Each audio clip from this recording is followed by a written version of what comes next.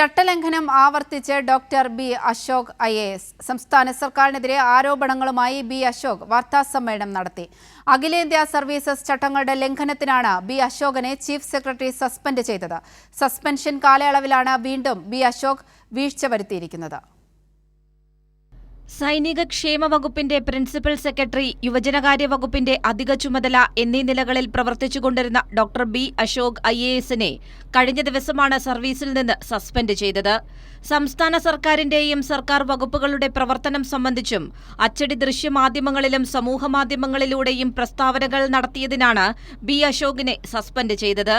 എന്നാൽ സസ്പെൻഡ് ചെയ്തതിന് തൊട്ടടുത്ത ദിവസം തന്നെ വീണ്ടും മാധ്യമങ്ങൾക്ക് മുന്നിൽ സർക്കാരിനും വകുപ്പുകൾക്കും എതിരായ വിമർശനവുമായി ബി അശോക് എത്തുകയായിരുന്നു. അപ്പോൾ എന്നോട് ചോദിച്ചാൽ സിവിൽ സർവീസ് DA റൂൾ അനുസരിച്ച് സസ്പെൻഷൻ വാറണ്ട് ചെയ്യുന്ന ഒരു കോസ് ആ ഓർഡറിനകത്ത് മേക്കൗട്ട് ചെയ്തിട്ടില്ല.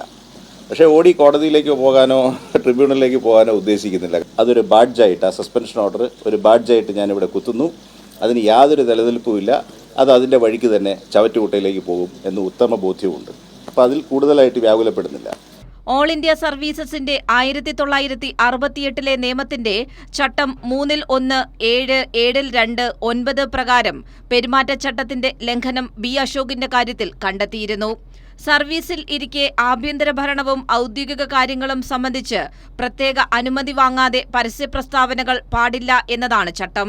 ഇതിന്റെ നഗ്നമായ ലംഘനമാണ് ബി അശോകിന്റെ ഭാഗത്തു നിന്നും ഉണ്ടായതും സസ്പെൻഷൻ കാലയളവിൽ തുടരുന്നതും. താൻ പ്രവർത്തിച്ചിരുന്ന വകുപ്പുകളുമായി ബന്ധപ്പെട്ടും മറ്റു വകുപ്പുകളുമായി ബന്ധപ്പെട്ടും പരക്കെയുള്ള ആക്ഷേപമാണ് ബി അശോക് പരസ്യമായി ഉയർത്തുന്നത്. ഇത് കൂടുതൽ തുടർ നടപടികൾക്കാകും വഴിവെക്കുക.